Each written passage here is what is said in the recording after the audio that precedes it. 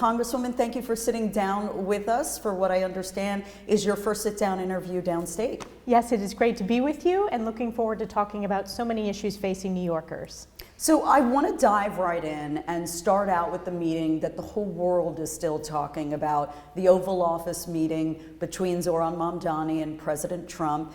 You are one of the president's most loyal, staunchest supporters in Congress, yet in that meeting, or after the meeting in the press conference, he explicitly disagreed with your characterization of Zohran Mamdani as a jihadist, called him rational, said he's looking forward to working with him.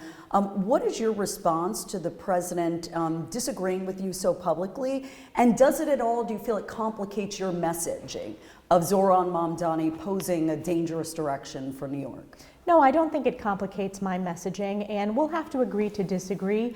I strongly believe that Zohran Mamdani is catastrophic for the people of New York City and really for the people of New York State, particularly when you consider the fact that New York City is, and the greater New York City region is home to more Jewish families than any other part of the world outside of Israel. And yet it is increasingly dangerous. We've seen a skyrocketing of anti-Semitism, and you have Zohran Mamdani, who is a defund the police, tax hiking socialist who has campaigned with unindicted co-conspirator of terrorist attacks, including the 1993 World Trade Center bombing that killed New Yorkers. So I stand by my statement. He is a jihadist, and this is an area where President Trump and I disagree. But what we all want to work towards is making New York more affordable and safe, and that's where I've had a very strong record and working relationship with the administration. And we obviously were not in that meeting to know the word for word what they discussed, but like you said, affordability, that was the common ground. It appeared to be between the two of them. So let me ask you directly, where is Zohran Mamdani's messaging dangerous as it relates to affordability, and how do your plans differ?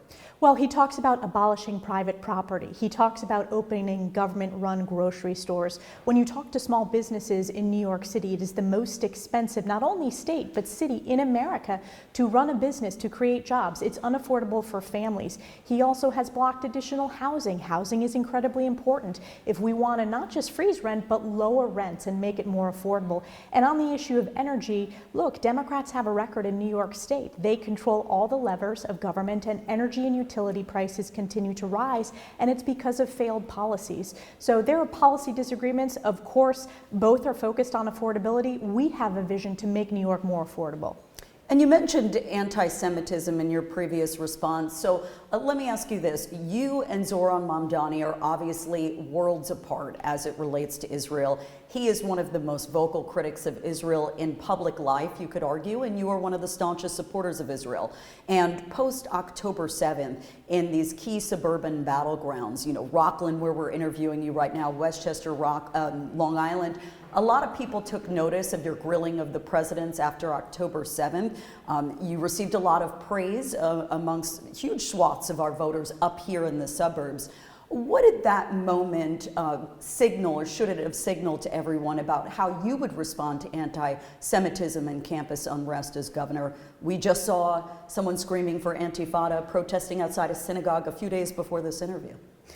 I've been proud to be the leader nationally when it comes to combating anti-Semitism and showing strong moral leadership. And this is an issue that resonates across party lines. It's an issue that unifies New Yorkers. And we've heard from Republicans, Democrats, and independents that they are looking and yearning for that type of strong moral leadership. New York City has seen a skyrocketing of anti-Semitic crimes, whether it was the swastika outside of a yeshiva the day after the mayor's race, or whether it was just this past week when you saw Globalize the Intifada chants and blocking Jewish individuals from going into their synagogue. That is unacceptable in New York. That's unacceptable in the United States of America. New Yorkers know that I have been the leader holding colleges and universities accountable, where Kathy Hochul has failed. She has failed to stand up for Jewish New Yorkers. And when people were looking for strong leadership from the governor, she chose to endorse and propel Mamdani. And there's not a single statement that she has condemned that he's made. She didn't condemn when he said Hamas should not lay down their arms. And I'll tell you, I talked to so many Jewish families in New York State, whether they have family members in Israel or whether they split their time. This is a deeply, deeply important issue to them, and they know that I will be a strong leader without question. And let me just tie all these threads together and we'll move on post Mamdani. I know you don't want to spend the whole interview talking about him, but if you were to win this race, how would you actually see your working relationship with him playing out? Are there any issues, any at all, where you see alignment at this point? Well, first, this is a difference between Kathy Hochul and I. Kathy Hochul will be a rubber stamp for Mamdani. We've seen that over this past year. She said she was not going to raise taxes, and now she's doubling down and will raise taxes. She is bending the knee to Mamdani because he controls her. I will be a check on these radical positions representing all of New Yorkers. And if you consider the fact that Mamdani barely broke 50%, nearly half of New York City voters oppose his agenda. That means that he lost a fair number, not just of Republicans and independents, but Democrats as well. I think an area where we can work together is working to lower utility prices and holding the utility companies accountable. So let's talk about the political calculus here moving on, because the polls are all over the map, right? There's polls out there that show you within the margin of error. Then there's the latest one from Siena that shows you 20 points behind Governor Hochul. Not to mention the Democratic enrollment in this state is still massive, and the state hasn't elected a Republican governor in more than 20 years. So what I'm so curious about and want to ask you now is, you're so respected in the MAGA movement, in Republican circles in Washington. Why give up a secure leadership role in Washington to run statewide in a state that has frankly been really tough terrain for Republicans since Governor Pataki? Why do you think you can break the streak? So I think New Yorkers are fed up. They are saying enough is enough. And if you look, no state has moved more towards the Republican direction over the past few cycles than New York State. Even at the presidential level, it moved more to the right than any other state in the country. You've seen the inroads that we've made, not only in my district, which was previously held by a Democrat, where we win a broad coalition of Republicans, independents, and Democrats because of my record of delivering results. But people see Kathy Hochul and she's failed. She's an accidental governor, and she's only in that position because Cuomo stepped down and she was his lieutenant governor. What has she overseen? A historic affordability crisis where literally families cannot make ends meet. We are the worst state in the country when it comes to small businesses being able to grow and thrive, and we lead the nation in out-migration with a mass exodus of people in New York. Enough is enough. We need people to step up to save New York, and that's why I'm running. And I think about this as a young mom. I have a 4-year-old son, Sam. He was born in Saratoga County. He is a New Yorker. He goes to school in upstate New York. I want this state to be a place where families can grow and thrive and can afford to live, not being forced to barely survive, which is what's happening under Kathy Hochul. Now, if Nassau County Executive Bruce Blakeman does in fact run and forces a primary here, what is the clear contrast that GOP voters across New York need to understand in this race? And even backing up a little bit, is there a campaign strategy amongst your team to avoid an inter-party fight? Because a lot of GOP leaders that I'm talking with all across downstate are saying they don't want to see a drawn-out battle that weakens the party and drains resources ahead of a general election battle against a well-funded and Democratic incumbent. So we're building a broad coalition, whether it's on Long Island, whether it's in upstate New York or in New York City. On day one of my announcement, it was historic support with over 70% of the weighted county chair vote. That's never happened before, as well as the support from Conservative Party leaders. I would say the difference is I have won every single election I've ever run, every primary, every general election, and that's not the case for other candidates in this mix who have lost multiple statewide races, both in the primary and general election. We are overwhelmingly the choice, not just of Republicans, but independents and those moderate common sense Democrats as well. And we will also excite and create an enthusiasm, which is so important politically, to turn out those lower propensity voters. So I'm intending to build a big tent coalition, as I always have.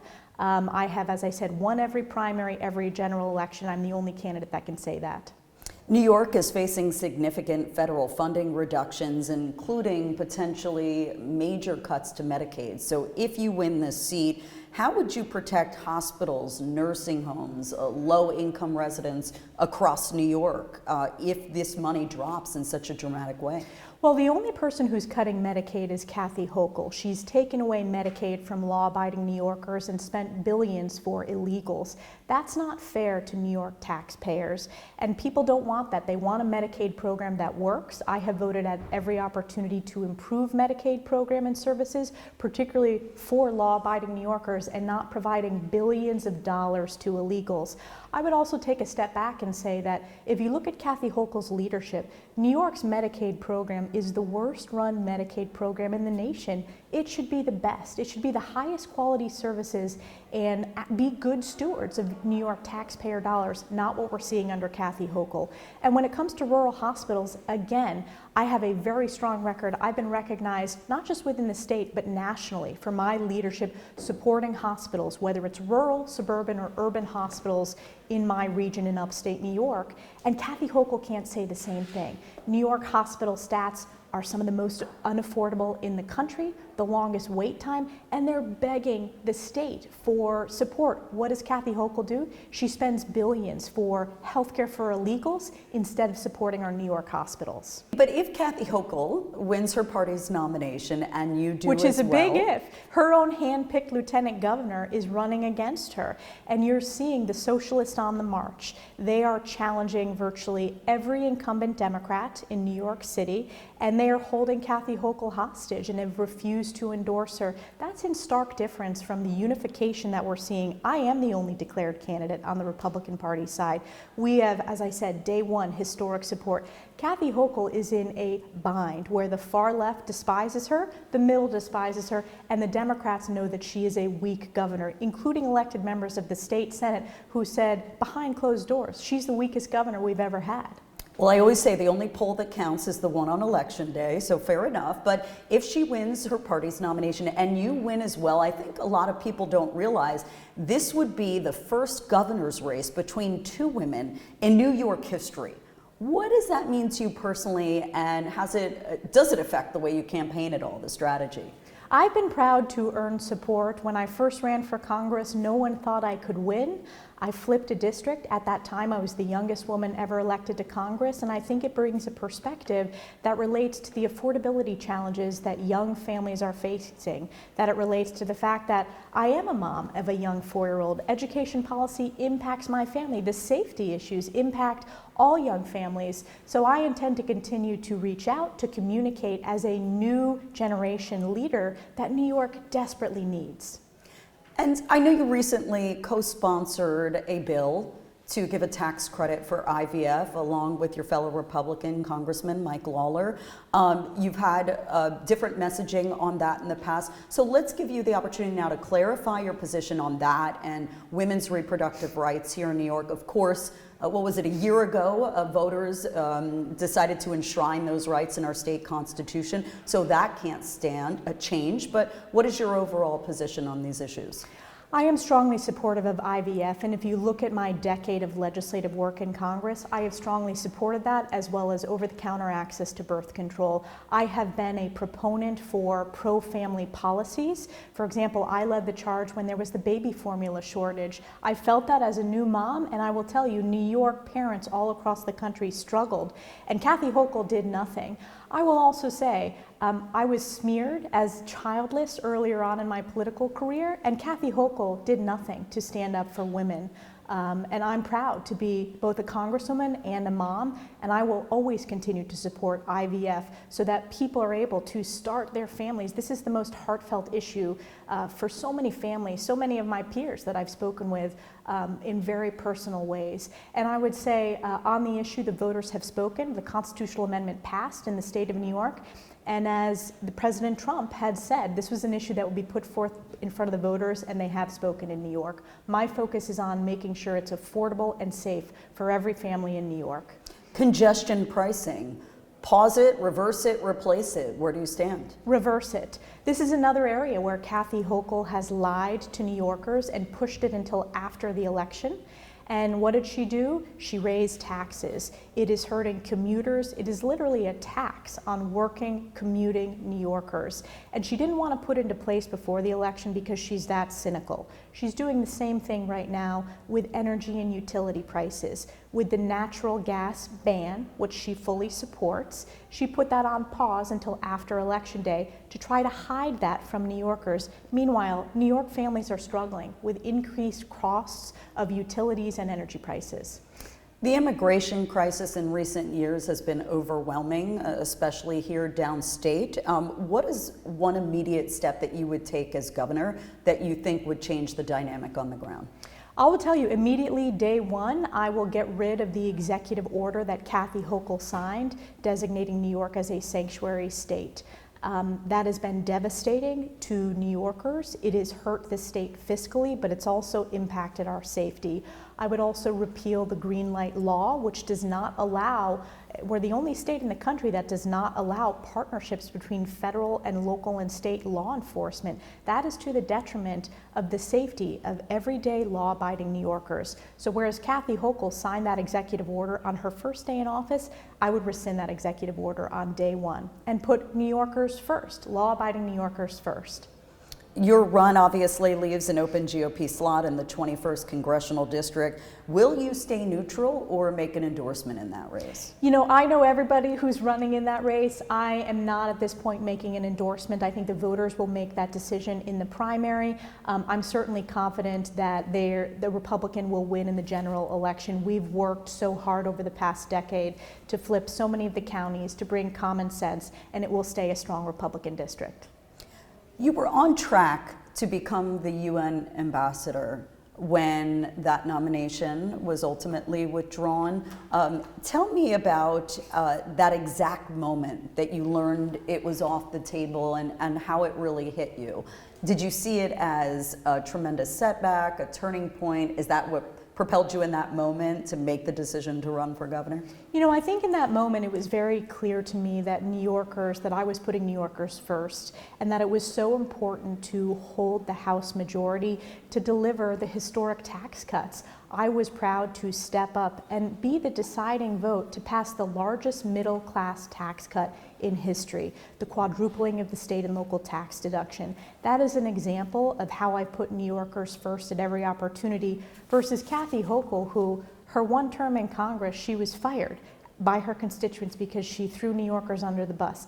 And that's one of the reasons she will get fired next year, because she has fundamentally failed New Yorkers and put them last, whereas I put them first. If you're right and you do win this race, you will undoubtedly, I don't know anyone that expects it to change, be working with a Democratic-held Senate and Assembly. Unless you think that has the possibility of changing, I don't know anyone predicting that, but what is something that you think right off the bat that you could strike a bipartisan deal on? What's the single issue you think? I look back at my record in Congress, and I have one of the most bipartisan records and also one of the most independent records, and I'm also rated the #1 most effective when it comes to small businesses. I think on day one, making sure that we're addressing the affordability crisis, making New York affordable again, and also significant inroads in making New York safe again. I also would push back a bit on the premise of your question. I do think with a strong statewide candidate, you will increase the number of assembly and state senators who are Republicans. That we have seen that when Lee Zeldin ran, we made inroads not only at the state level, but at the federal level as well. I also have spent a fair amount of time talking to our last Republican governor, Governor Pataki, and we've discussed extensively how the governor really runs, if you're a strong governor, runs the budget process in achieving your priorities. Now, Kathy Hochul has failed at that, and she's ridiculed by Democrats for her failure to do so, but I intend to represent all New Yorkers and focus on making it affordable and safe for every family in the state. Have you spoken to Lee Zeldin about your decision to run? Lee Zeldin and I are in close touch. I texted him a few days ago. We're in touch about a wide variety of issues. Lee and I were elected the same year together when we first ran, and he's doing a great job at the EPA. Do you expect his endorsement in this race? You know, because of the Hatch Act, they are not able to. He is held to the Hatch Act because he is the EPA administrator. And what do you think is one thing that voters downstate misunderstand or don't know about you? You know, I think New York voters have gotten to know me all across the state, and I'm proud to be a young mom. I am a workhorse, I am a doer. I'm willing to work with anyone to deliver results, and I think that's what people are looking for. They're looking for very common sense, strong leadership. Call it like you see it, and I'm proud to do that. And in order to win statewide, most people know you have to win big in these key suburban battleground counties. Rockland, Westchester, Long Island.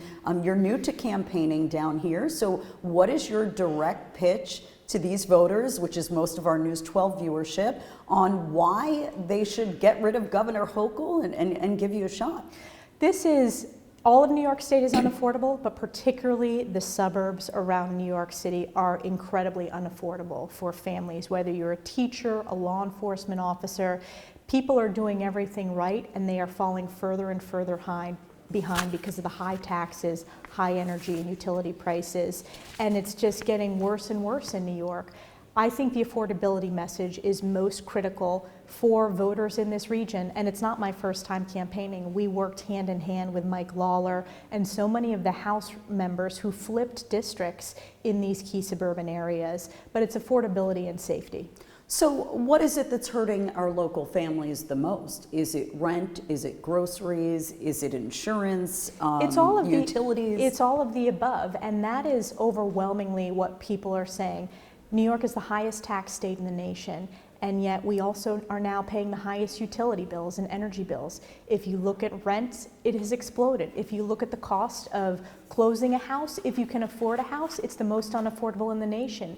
Insurance has skyrocketed. So all of these combined have made New York the most unaffordable state in the nation. Even take Thanksgiving. We're heading into Thanksgiving this week. Other Thanksgiving meal costs across the country have gone down. You know the state where Thanksgiving costs have increased? New York State. That's unacceptable, and it's a result of the regulatory environment, the tax and spend environment under Kathy Hochul's real failure in the governor's seat.